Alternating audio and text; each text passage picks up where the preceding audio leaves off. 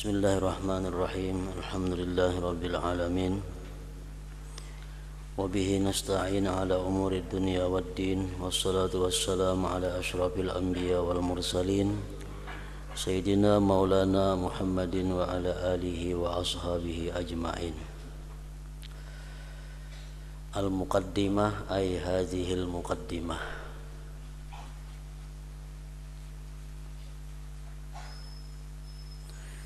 Bismillahirrahmanirrahim.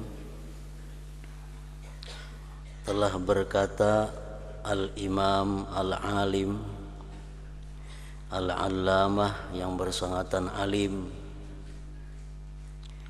Hujjatul Islam wa Barakatul Anam, Abu Hamid Muhammad bin Muhammad Al-Ghazali At-Tusi rahimahullahu ta'ala.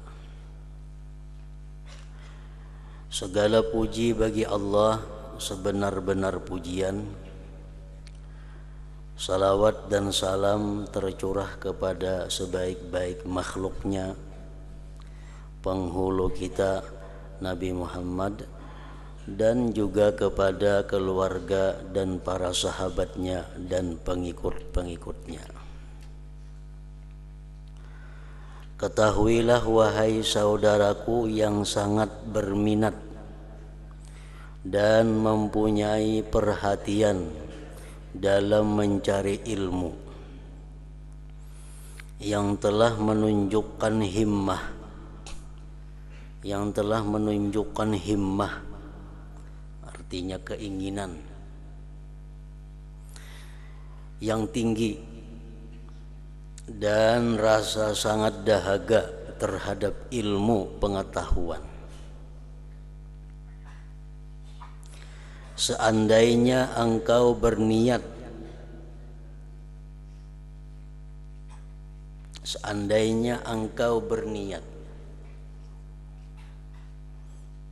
jadi niat itu artinya dorongan yang timbul di dalam hati kita,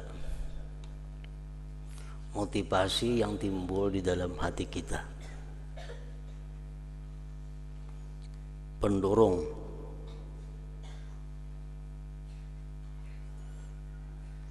Seandainya engkau berniat dengan mencari ilmu ini untuk berlomba-lomba dan mendapatkan kemegahan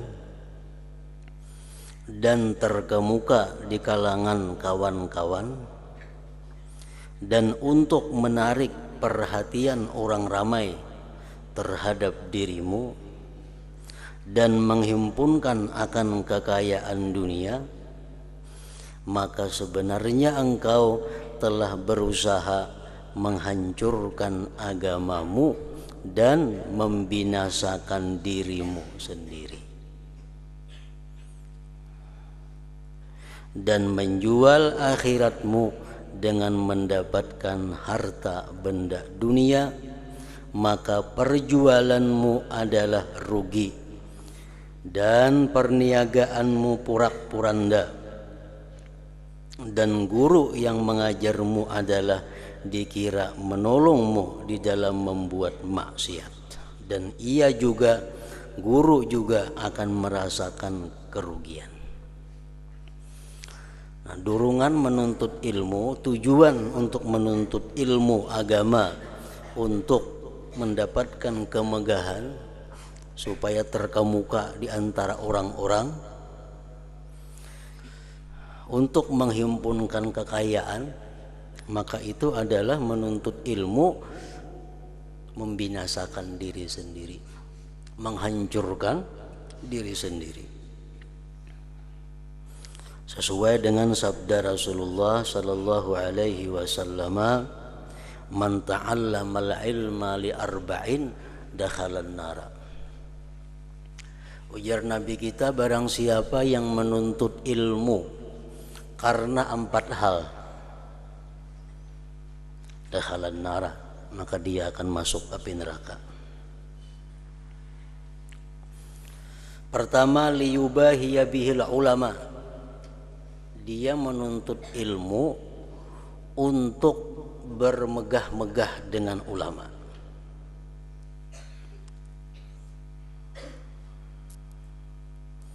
Au liyumariya bihi supaha atau untuk mendebat dengannya ilmu akan orang-orang yang bodoh.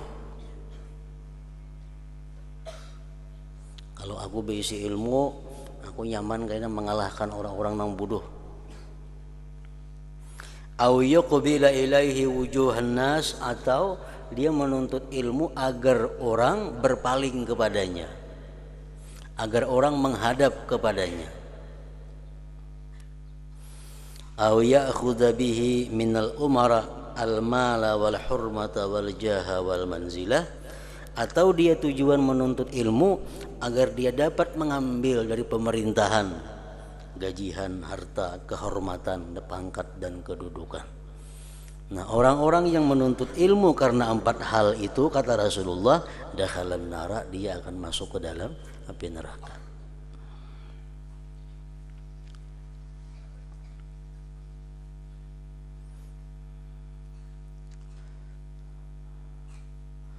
Dan guru yang mengajarmu adalah dikira menolongmu di dalam membuat maksiat.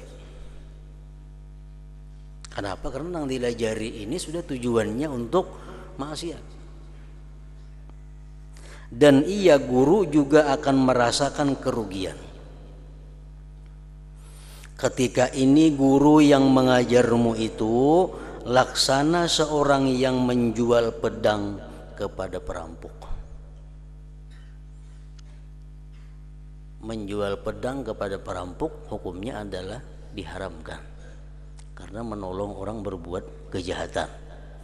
Nah, demikian pula seorang guru yang melajari muridnya, yang muridnya itu menuntut ilmu untuk tujuan-tujuan keduniaan, maka guru pun mengajari itu dapat kerugian.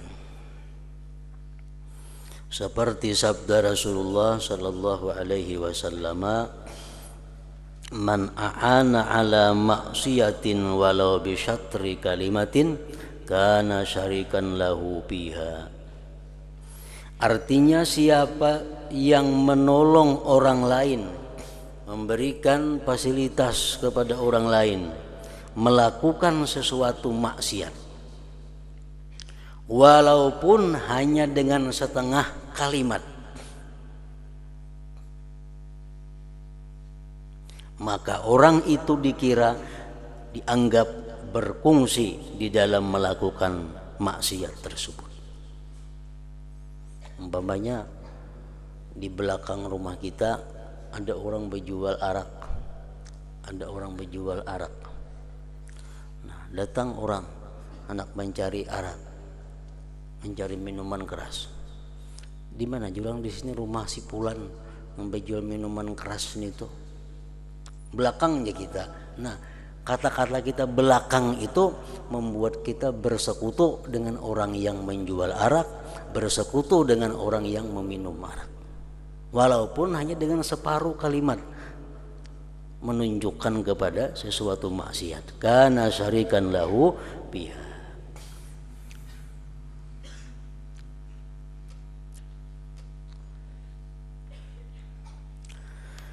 Dan jikalau niatmu, dorongan dalam dirimu atau tujuanmu di dalam mencari ilmu itu untuk mencari keridaan Allah Ta'ala dan mencari hidayah, bukan semata-mata untuk pandai bercakap, maka hendaklah engkau bergembira.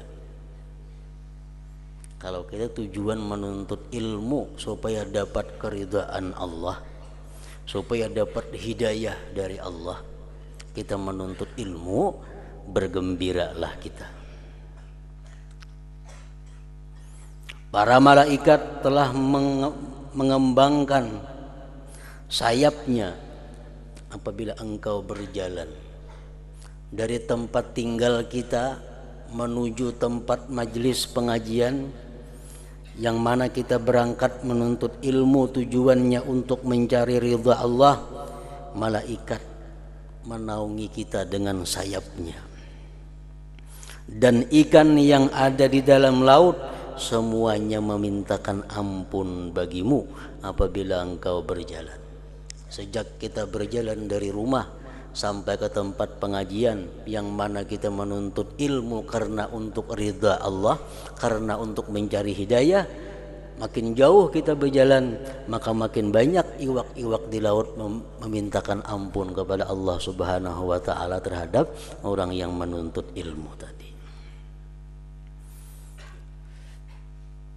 Nah, jadi menuntut ilmu agama dengan tujuan untuk mencari keridhaan Allah, untuk mencari hidayah Allah, itu merupakan satu dari sekian banyak niat-niat yang baik di dalam menuntut ilmu agama. Makin banyak niat dorongan dalam diri kita untuk menuntut ilmu, makin banyak niatnya, makin banyak pahala yang didapat oleh kita. Imam Ghazali mengatakan, fa inna ta'atal wahidah yumkinu ayyan wiya biha khairatin katsira fayakunu lahu bikulli niyyatin sawab idh kullu wahidatin minha hasanah. Ujar Imam Ghazali mengatakan bahwa satu perbuatan taat macam menuntut ilmu mungkin bahwa bisa, artinya bahwa dia berniat beberapa kebaikan yang banyak, maka jadilah dia dengan tiap-tiap satu niat dapat satu kebaikan dan diganda sampai 10. Nah, jadi kalau kita niat menuntut ilmu agama karena mencari keridhaan Allah, kita dapat 10 pahala. Ditambah lagi kita menuntut ilmu dengan niat untuk mencari hidayah Allah, dapat 10 pulang pahala. Nah, makin banyak niat yang kita tanamkan, asalkan niat itu niat yang baik, makin banyak pahala yang didapat dengan kemurahan dan anugerah daripada Allah Subhanahu wa taala. Jadi pertama, niat kita menuntut ilmu itu talabatul ilmi, para penuntut ilmu, termasuk di dalamnya sudah muallim wal muta'allim, pengajar atau belajar, itu talabul ilm. Menuntut ilmu artinya termasuk di dalamnya orang yang belajar dan mengajar. Jadi kalau kita menuntut ilmu, niatnya pertama untuk mencapai keridhaan Allah, dapat pahala satu kebaikan diganda 10 kebaikan. Niat kita menuntut ilmu untuk mencari hidayah dari Allah, dapat sebuting pulang, satu pulang kebaikan diganda 10. Ditambah lagi kita menuntut ilmu dengan niat menjunjung, melaksanakan titah atau perintah Allah, perintah Rasul Allah. Karena Allah berfirman dalam Al-Quran, fas'alu ahla dzikri in kuntum la ta'lamun, bertanyalah kamu kepada orang yang berilmu jika kamu tidak tahu. Belajar artinya. Nah, jadi kita belajar ini menjunjung perintah Allah, perintah Rasulullah. Ujar Nabi kita, utlubul ilma, tuntutlah ilmu agama walau bisin, walaupun sampai ke negeri Cina. Nah, jadi kita menuntut ilmu ini juga niatnya menjunjung perintah Allah dan Rasulnya. Disuruh Allah dan Rasul, makanya aku ini menuntut ilmu. 3 sudah niatnya, 3 kali 10 dapat 30 pahala. Ditambah lagi niatnya pulang menuntut ilmu itu istirdaul malaikah, Aku menuntut ilmu ini juga untuk mencari keridhaannya malaikat, supaya malaikat itu senang lawan aku. Rasulullah SAW bersabda, innal malaikata la tadha'u ajnihataha li talibil ilmi ridan bima yasna'u. Ujar Nabi kita, sesungguhnya malaikat itu meletakkan sayap-sayapnya memayungi, artinya bagi orang yang menuntut ilmu, karena malaikat senang dengan yang ia perbuat. Nah, jadi kita menuntut ilmu juga tujuannya adalah menyenangkan malaikat-malaikat Allah Subhanahu wa taala. Malaikat makhluk yang dicintai Allah. Malaikat makhluk yang mencintai Allah. Kita menyenangkan orang yang dicintai Allah sama halnya menyenangkan Allah Subhanahu wa taala. Nah, jadi berapa sudah? Menyenangkan malaikat 4 sudah. Mencari keridhaan Allah, menuntut ilmu nih. Yang kedua mencari hidayah.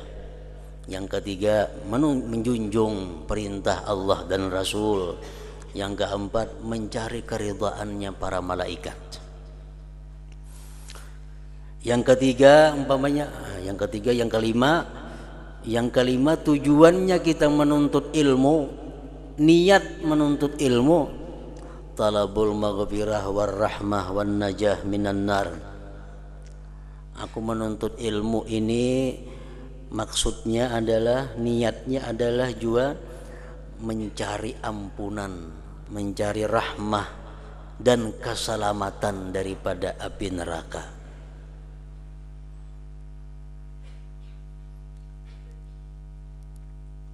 Nah, 5 kali 10 50 dapat pahala.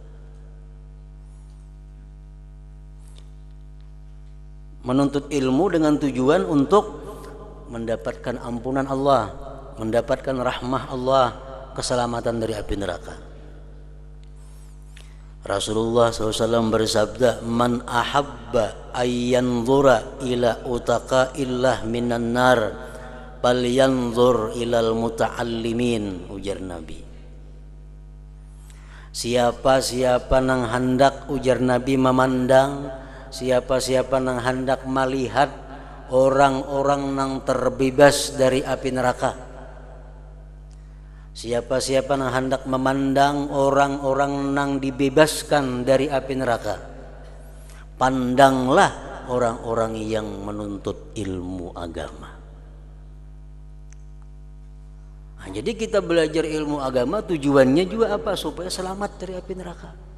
Karena Rasulullah mengatakan, siapa hendak tahu orang yang bebas dari api neraka, lihati orang-orang menuntut ilmu agama. Fawalladzi nafsu Muhammadin biyadihi ma min muta'allimin yakhtalifu ila babil alim illa kataballahu lahu bikulli harfin wa bikulli qadamin ibadata sanatin wa banalahu bikulli qadamin madinatan bil jannah. Demi Allah, kata Rasulullah, tidak ada seorang pelajar yang datang ke tempat pengajian melainkan Allah tulis bagi dia dengan tiap-tiap huruf yang didengarnya, tiap-tiap huruf yang dilihatnya, tiap-tiap huruf yang dicatatnya, Allah tulis ibadah. Dan Allah buatkan bagi dia dengan tiap-tiap langkah kakinya kota di dalam surga. Wa yamsi 'alal ardi wal ardu tastaghfiru lahu. Orang yang menuntut ilmu ini dia berjalan di muka bumi, bumi memintakan ampun baginya. Berjalan di muka bumi, bumi memintakan ampun, ya Allah ampuni orang berjalan di atasku sepulan bin pulan karena dia menuntut ilmu agama. Wa yumsi wa yusbihu maghfuran lah, dan di waktu petang, di waktu pagi dia diampuni oleh Allah. Wa syahidat lahul malaikah, dan malaikat pun bersaksi. Wa yaqulun, malaikat berkata, haula utaqaullah minan nar. Ya, malaikat itu orang-orang yang menuntut ilmu agama, orang-orang yang dibebaskan Allah daripada api neraka. Makanya ada hadis yang mengatakan andai kata manusia itu diberi hidayah oleh Allah, tahu bagaimana pahala yang Allah siapkan, pahala yang Allah berikan kepada orang yang menuntut ilmu agama, niscaya bakalahian berebut untuk menuntut ilmu agama itu.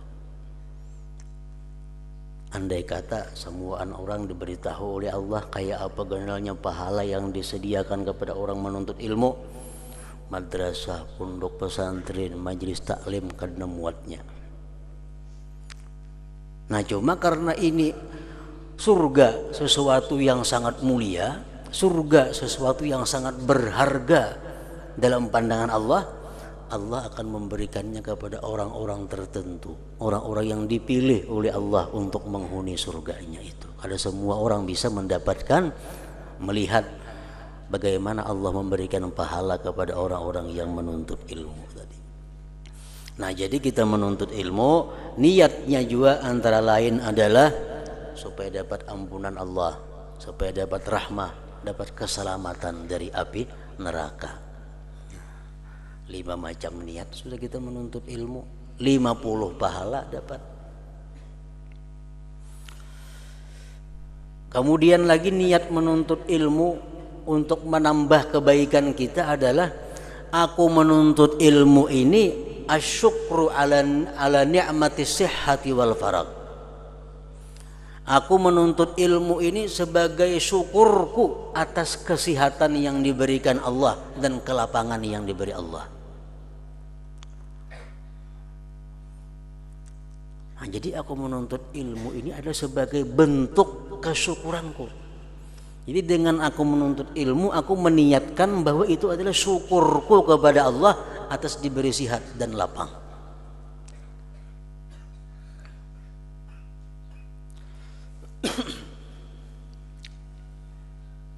6 sudah. Yang ketujuh, tujuan menuntut ilmu istima'u kalamillah wa kalami rasulih wal ulama. Tujuanku menuntut ilmu, tujuanku ke majelis ilmu untuk mendengari kalam Allah, mendengari Al-Quran, mendengari kalam-kalam Rasulullah, al-hadis, mendengari kalam-kalam perkataan para aulia, para ulama.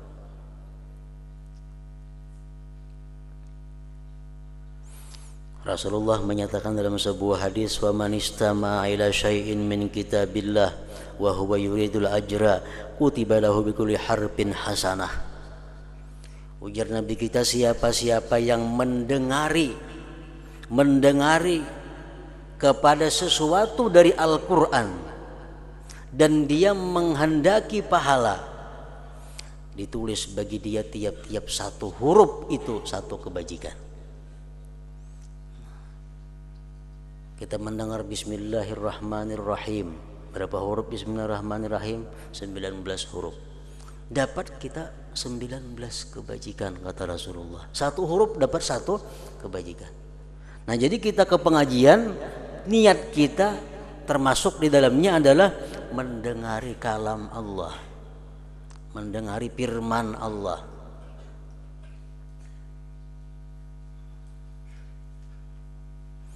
Yang kedelapan, tujuan kita menuntut ilmu, tujuan kita ke majelis ilmu, tujuan kita sekolah agama, ifrahul walidain, membuat senang orang tua kita, membuat senang ibu bapak. Kalau kita menuntut ilmu, senang hati ibu, senang hati abah, senang hati mama melihat anaknya turun menuntut ilmu. Nah, kita menuntut ilmu, kita niatkan untuk menyenangkan kedua orang tua kita, maka kita sekaligus menjadi orang yang berbakti kepada ibu dan bapak. Walaupun si jin sudah meninggal dunia, Walaupun sini sudah berpuluh-puluh tahun di dalam kubur, tetap kita niatkan kita menuntut ilmu ini adalah untuk menyenangkan beliau itu. Rasulullah bersabda dalam sebuah hadis, innar rajul la yasurru bi salahi waladih fi qabri. Seseorang laki-laki, baik abah, kuitan maksudnya, dia akan senang di dalam kubur dengan kesalihan putra-putrinya di dalam dunia.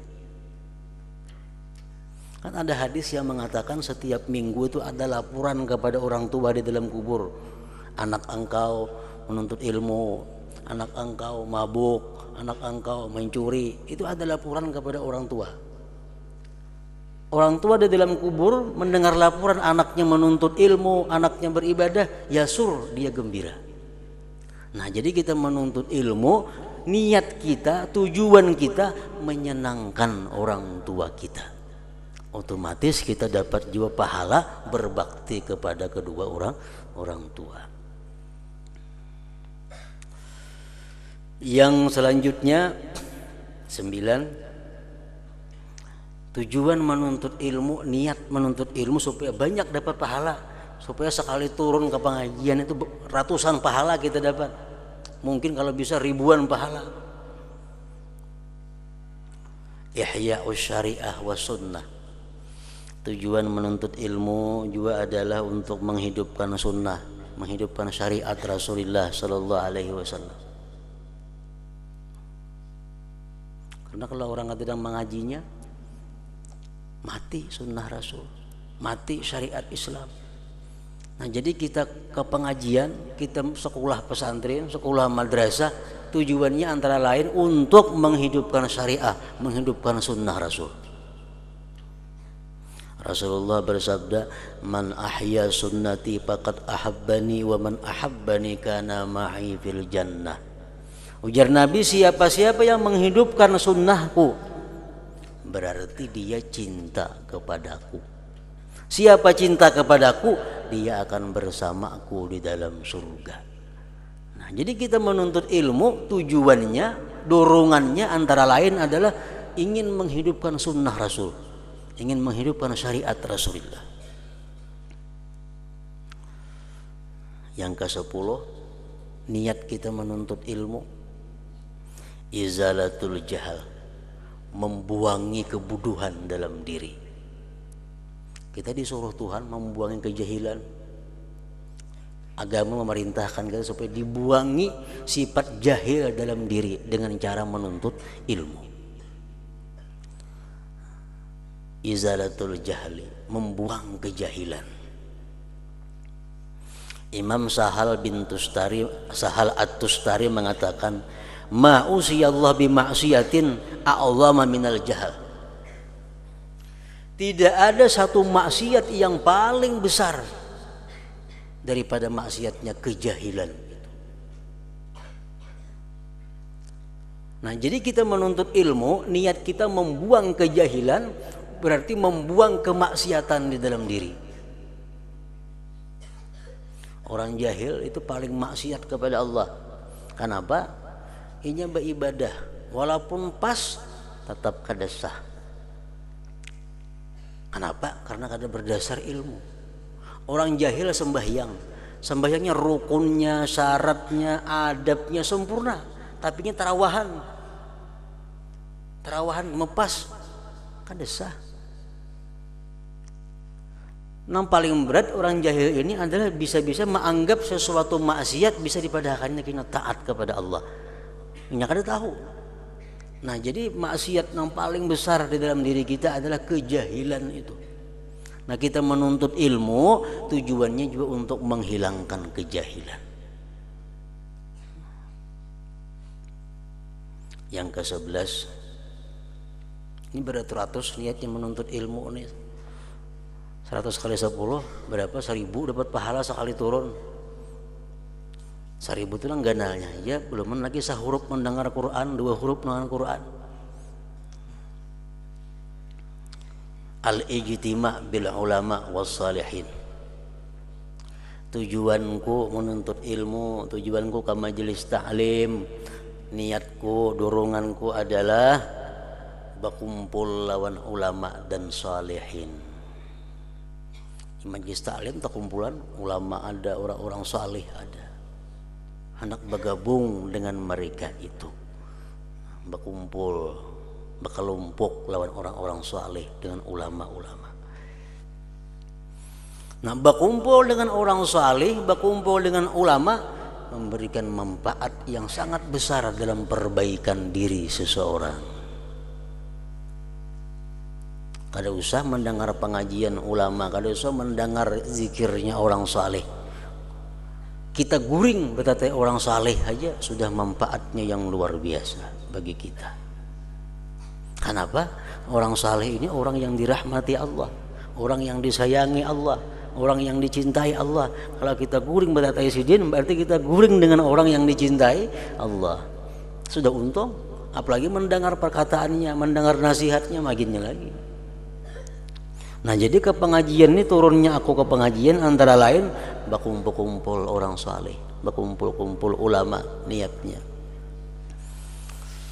Habib Ahmad bin Hasan Al-Attas mengatakan, "Idza nasaba rabbuka mawqiban fala taqul la ahdur, fa innahu mayansibu laka mawqiban wahdah. Udkhul bi barakatis salihin law ka'atta indahum wa anta ghafil walakin laka niyyatun salihah a'tauka mimma ma'ahum." Ya, Habib Ahmad bin Hasan Al-Attas, apabila Allah Subhanahu wa taala membikin arak-arakan pawai, apabila Allah membikin pawai. Kalau pawai ini tuh pawai akbar, orang pawai sana. Jangan kita berkata, kok ada hendak hadir. Nah, kalau Allah tuh mau ulah pawai, Allah nang mau ulah pawai ini, kita nang di sini, kok ada hendak hadir. Kenapa? Karena Allah kada akan membawa pawainya kepada kita.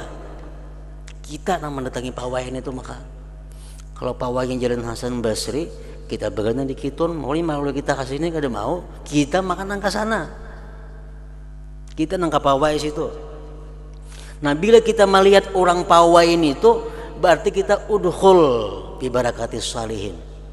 Bila kita melihat orang pawai yang bikinan Allah ini, kita masuk dalam barakatnya orang-orang saleh. Kita masuk gabungan kelompoknya orang-orang saleh. Ini pawai yang bikinan Allah. Allah memamerkan malaikat-malaikatnya, Allah memamerkan surganya, Allah memamerkan bidadarinya, Allah memamerkan segala macam keindahannya. Nah, kita harus hadir ke situ supaya kita dapat bergabung dengan orang-orang saleh. Lau ka'atta indahum wa anta ghafil walakin laka niyyatun salihah a'tauka mimma ma'ahum. Jikalau engkau duduk di pintang orang saleh, betatai orang saleh duduk, walaupun engkau lalai, walaupun hati kemanakah, guring kah, tapi waktu turunnya itu ada niat nang baik, mereka akan memberi engkau sebagaimana yang mereka dapatkan. Mereka akan memberikan kepada engkau sebagaimana apa yang mereka dapatkan.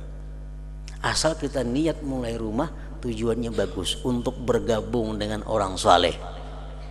Duduk kata orang saleh, berkumpul, guring dia datang. Orang bubar hanya bubar. Dapat juga ini sebagaimana yang diperoleh oleh orang-orang saleh itu. Nah, ini barakatus salihin. Nah, turun ke menuntut ilmu, turun ke pengajian, niatnya yang penting antara lain adalah hendak berkumpul orang-orang salihin, berkumpul dengan para ulama. Yang ke-12, niatnya menuntut ilmu lagi. Al-amru bil ma'ruf wan nahyu 'anil munkar. An nafsihi wa an ghairihi. Aku menuntut ilmu ini tujuannya supaya aku bisa berbuat amar ma'ruf nahi munkar, khusus untuk diriku dan orang lain. Mun kada menuntut ilmu mana tahu mana kawa amar ma'ruf nahi munkar. Nah, jadi aku menuntut ilmu ini tujuanku adalah agar aku bisa amar ma'ruf nahi munkar, khusus untuk diriku terutamanya, untuk keluargaku.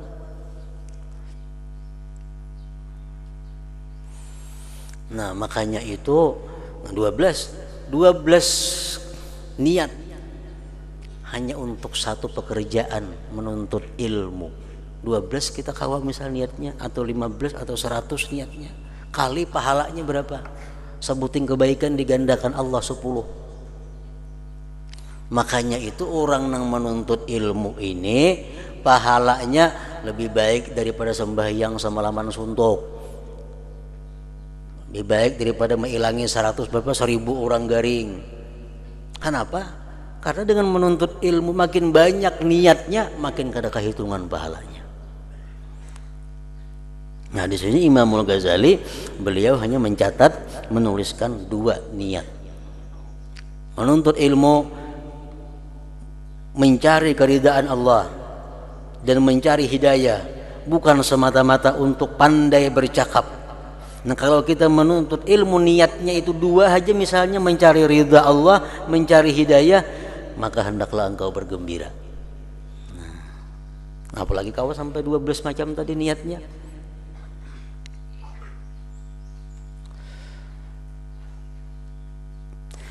Tetapi sebelum itu hendaklah engkau ketahui bahwa hidayah itu petunjuk Allah,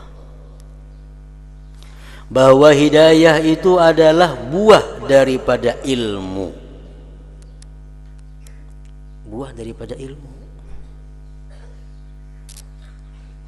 dan bagi hidayah itu ada bidayah, permulaan, dan ada pula nihayah, kesudahan,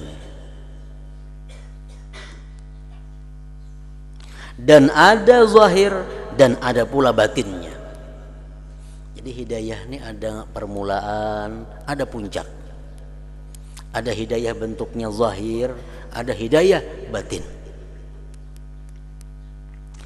Dan engkau tidak akan sampai kepada nihayatul hidayah. Engkau tidak akan sampai kepada nihayatul hidayah. Kayak apa dimaksud dengan nihayatul hidayah? Itu puncak hidayah itu macam apa? Antara lain, orang yang dapat nihayatul hidayah itu orang yang selalu melihat Allah Subhanahu wa ta'ala dimanapun dan kapanpun.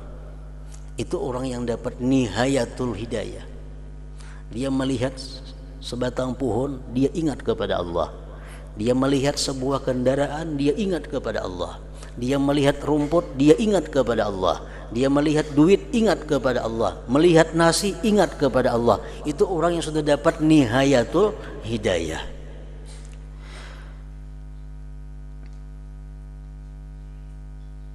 Dan engkau tidak akan sampai kepada nihayatul hidayah kecuali setelah engkau melintasi bidayatul hidayah dahulu. Kada kawapang langsung kita ingat. Melihat pohon ingat kepada Allah, melihat sandal ingat kepada Allah. Kada kau macam itu kalau kita kada melalui dahulu bidayatul hidayah. Nah, makanya kitab ini ngarannya bidayatul hidayah. Nah, itu mengambil di situ. Dan engkau tidak akan dapat menyelami batin hidayah. Sembahyang, rukuk, sujud, baca Quran, itu zahir hidayah. Zahir hidayah. Khusyuk di dalam sembahyang, tafakkur dalam sembahyang, khudu dalam sembahyang, itu adalah batin hidayah. Kita kada akan bisa langsung dapat khusyuk kalau sembahyang zahirnya belum bagus. Rukuknya bagus, berdirinya bagus, membaca Qur'annya, tartilnya bagus, hanya bisa dapat batin hidayah khusyuk. Kalau membaca Qur'annya kada kakaruan, rukuk sujudnya kada kakaruan, kada akan bisa khusyuk.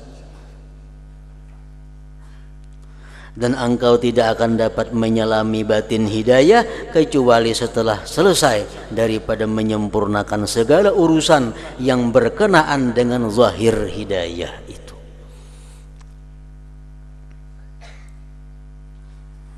Di dalam kitab ini akan saya sebutkan dari Imam Ghazali, Bidayatul Hidayah. Kitab ini menerangkan Bidayatul Hidayah, cara melintas kayak apa supaya dapat hidayah yang batin, kayak apa supaya dapat puncak hidayah. Sidin karang kitab Bidayatul Hidayah, artinya permulaan jalan menuju hidayah, supaya engkau coba mengamalkannya pada dirimu, dan supaya engkau dapat menguji hatimu. Kitab ini merupakan kitab permulaan untuk menguji diri kita. Apakah ada harapan kita dapat nihayatul hidayah? Apakah ada harapan kita dapat hidayah nang batin? Kitab ini ujiannya.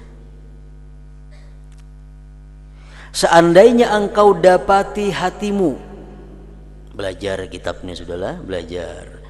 Engkau dapati hatimu condong kepadanya, hakun mengamalkan di kitab nih, dan nafsumu mau mengikuti arahannya, dan ia dapat memberikan perhatian yang sewajarnya, maka nanti engkau akan sampai kepada nihayatul hidayah.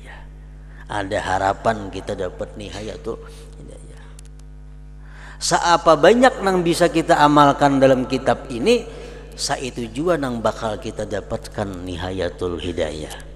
Kita dapat mengamalkan kitab ini misal 1%, 2% dapat 10%, itu juga nang kita bakal menerima nihayatul hidayah. Maka nanti engkau akan sampai kepada nihayatul hidayah hingga engkau mampu mengarungi lautan ilmu yang luas itu. Tetapi jika engkau mendapati hatimu tidak memberikan perhatian kepadanya, dan nafsumu suka berlambat-lambat dalam melaksanakan perintahnya, maka ketahuilah bahwa kecenderunganmu dalam menuntut ilmu itu hanyalah berpuncak daripada nafsumu yang amarah. Nah, bila kita nih sudah mau belajar kitab ini, kada kau mengamalkan, kulir mengamalkan isi kitab ini, malas mengamalkan isi kitab ini, maka jasirin ketahuilah bahwa kecenderunganmu dalam menuntut ilmu itu hanyalah berpuncak daripada nafsumu yang amarah. Berarti menuntut ilmunya karena nafsu, bukan karena niat yang baik-baik tadi. Karena nafsumu sebenarnya hanya tunduk kepada perintah syaitan yang terkutuk, yang mau menipu engkau dengan bermacam-macam tipu hilahnya, tipu dayanya, sehingga engkau akan terjerumus ke dalam jurang kecelakaan, akan jurang kebinasaan. Nah, jadi kitab ini merupakan batu ujian bagi kita. Apakah kita ada harapan untuk sampai kepada puncak hidayah, atau kita hanya sampai ingat di sini? Ini kitab merupakan ujian itu. Nah, kemudian syaitan sebenarnya bermaksud supaya engkau melakukan kejahatan.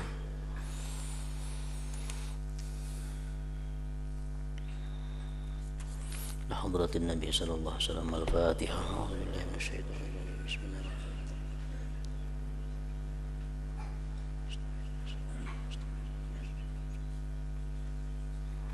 Bismillahirrahmanirrahim. Alhamdulillah rabbil alamin. Wa shalli wa sallim ala sayyidina Muhammad wa alihi wa sahbihi ajma'in. Allahumma ighfir lana wa liwalidina warhamhum kama rabbawna shighara. Allahumma ighfir lana dhunubana wa liwalidina warhamhum kama rabbawna shighara. Allahumma ighfir lana dhunubana wa liwalidina wa limasyayikhina wa li ahbabina wa liman ahsana ilaina ولأصحاب الحقوق الواجبات وللمسلمين والمسلمات برحمتك يا أرحم الراحمين. اللهم انفعنا بما علمتنا وعلمنا ما ينفعنا وزدنا فهما وعلما وعملا وهدى وتوفيقا ومعرفة برحمتك يا أرحم الراحمين. اللهم احفظنا واحفظ من معنا وما معنا من البلاء وشر كل ذي شر إنك على كل شيء قدير. صلى الله على سيدنا وحبيبنا محمد وآله وصحبه وسلم والحمد لله رب العالمين.